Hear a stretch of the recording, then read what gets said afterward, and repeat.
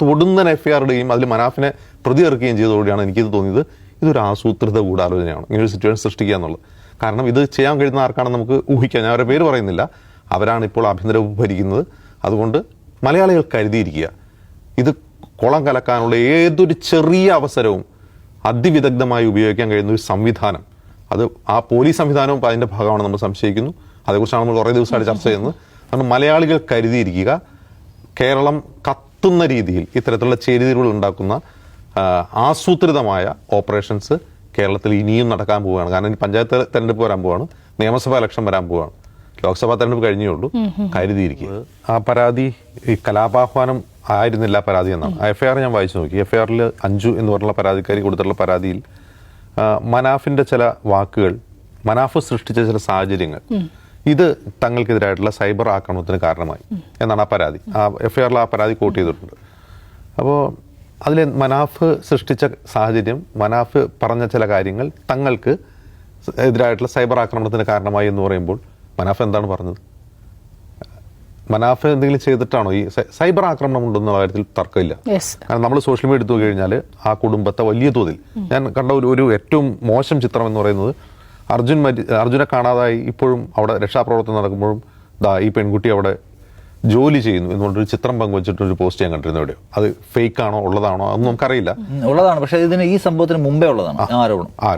ഒന്ന് ആലോചിക്കുക, അതായത് ഈ അർജുനെ കിട്ടുന്നതിന് മുമ്പേ തന്നെ അവർക്കെതിരെ സൈബർ ആക്രമണം നടക്കുന്നുണ്ട്.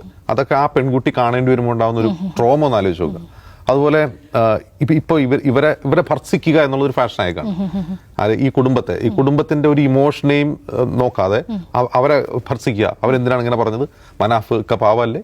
അതായത് മനാഫിന് പിന്നിൽ വലിയൊരു ഫാൻ ബെൽറ്റിംഗ് രൂപം കൊണ്ടേക്കാം. എനിക്കിത് മനസ്സിലാവുന്ന മലയാളികളുടെ സോഷ്യൽ സൈക്കിൾ എന്തെങ്കിലും പറ്റിയുണ്ടോ എന്നാണ്. അതായത് എന്തെങ്കിലും ഒരു പ്രശ്നം ഉണ്ടാകുമ്പോൾ ഏതെങ്കിലും ഒരു സൈഡിൽ വന്ന് നിൽക്കുക, അവർക്ക് വേണ്ടി യുദ്ധം ചെയ്യുക. ഇതെന്താണത്? എനിക്ക് തോന്നുന്നത് ഈ കേരളത്തിലെ രാഷ്ട്രീയ കൊലപാതകങ്ങളൊക്കെ അവസാനിച്ചു കഴിഞ്ഞപ്പോൾ ആളുകൾ ചുമ്മാ നിസ്സാര കേസിലൊക്കെ പരസ്പരം ചേരിതിരിക്കുക, പരസ്പരം പോരടിക്കുക. അതിലെല്ലാ രാഷ്ട്രീയക്കാരും ഉണ്ട്. ഇതിപ്പോൾ നമ്മൾ നോക്കിക്കഴിഞ്ഞാൽ ഇതിൽ ഡിവൈഡ്, മതപരമായ ഡിവൈഡൊന്നും അല്ല. ഇതിൽ ഇപ്പോൾ മനാഫിന്റെ കൂടെ ഒരു ആൾക്കാർ, അർജുന്റെ കൂടെ ആൾക്കാർ നോക്കിക്കഴിഞ്ഞാൽ അതൊരു മതപരമായ ഡിവൈഡേ അല്ല, രാഷ്ട്രീയമായ ഡിവൈഡാണോ? അല്ല. അങ്ങനെ രാഷ്ട്രീയമായ ഡിവൈഡ് മതപരമായ കമന്റ് എന്ന് പറഞ്ഞാൽ ഈ മനാഫിനെ ആക്രമിക്കുന്നതിന് പിന്നിൽ സംഘപരിവാർ അജണ്ടയാണ്. അത് മതപരമായ കമന്റ് അല്ല, അത് രാഷ്ട്രീയമായ കമന്റാണ്. അതായത് മനാഫിനെ ഒറ്റപ്പെടുന്നതിനും ആക്രമിക്കുന്നതിന് പിന്നിൽ സംഘപരിവാർ അജണ്ടയുണ്ട് എന്ന് ചിലർ ആരോപിക്കുന്നുണ്ട്. അതിന് ഉദാഹരണമായി കാട്ടുന്നത് ഈ അർജുന്റെ അളിയനായിട്ടുള്ള ജിതിന്റെ രാഷ്ട്രീയ ചായവാണ്. അയാൾ ഒരു സംഘപരിവാർ ചായവുള്ള ആളാണെന്ന് അയാളുടെ ഫേസ്ബുക്ക് ഐഡിയിലെ പഴയ പോസ്റ്റുകളൊക്കെ എടുത്തു വെച്ചിട്ട് പറയുന്നുണ്ട്. ഇനി ഈ ജിതിൻ സംഘപരിവാർ തന്നെ ആയിരിക്കട്ടെ, അയാൾ ആ പൊളിറ്റിക്കൽ അജണ്ട വെച്ചിട്ടാണ് അത് പറയുന്നതെന്ന് തന്നെ ഇരിക്കട്ടെ, ഒരു വാദത്തിന് സമ്മതിക്കട്ടെ.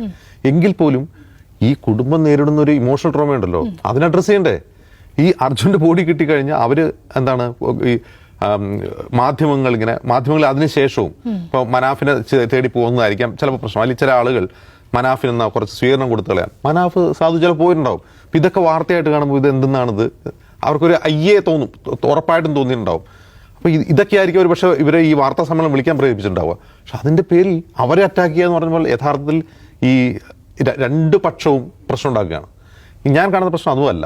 ഇന്നലെയാണ് ഈ പരാതി പോലീസ് സ്റ്റേഷനിൽ കിട്ടുന്നത്. എനിക്ക് തോന്നുന്നത് Anju city police commission committee കൊടുത്ത പരാതിയാണ്.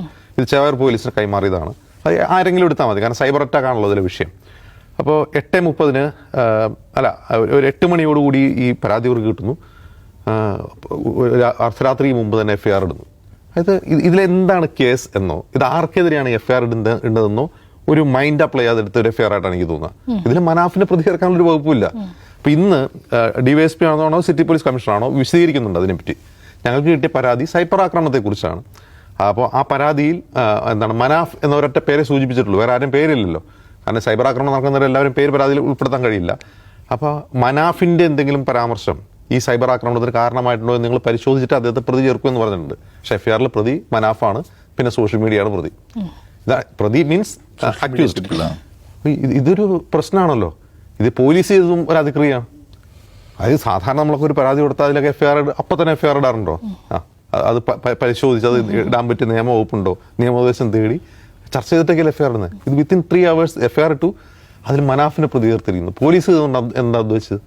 അതായത് ഈ ഇഷ്യൂ കുറെ കൂടി കത്തിക്കണം. മനാഫ് വേട്ടയാടപ്പെടുന്നു എന്ന ഫീല് സമൂഹത്തിൽ ഉണ്ടാകണം. അപ്പോൾ കുറെ കൂടി എന്ത് ചെയ്യും? ഈ കുടുംബത്തിനെതിരായിട്ടുള്ള ആക്രമണം ഇപ്പം കണ്ടോളൂ, ഈ പരാതി കൊടുത്തതിൻ്റെ പേരിൽ ചിലപ്പോൾ ഈ കുടുംബത്തിനെതിരെ ഇപ്പോൾ നടക്കുന്നുണ്ടാവും സൈബർ ആക്രമണം. ഇത് അത് കണ്ടപ്പോഴാണ് എനിക്ക് തോന്നിയത്, ഇത് FIR തൊടുന്നതിന് FIR ഇടുകയും അതിൽ മനാഫിനെ പ്രതി ചേർക്കുകയും ചെയ്തതോടെയാണ് എനിക്കിത് തോന്നിയത് ഇതൊരു ആസൂത്രിത ഗൂഢാലോചനയാണ്, ഇങ്ങനൊരു സിറ്റുവേഷൻ സൃഷ്ടിക്കുക എന്നുള്ളത്.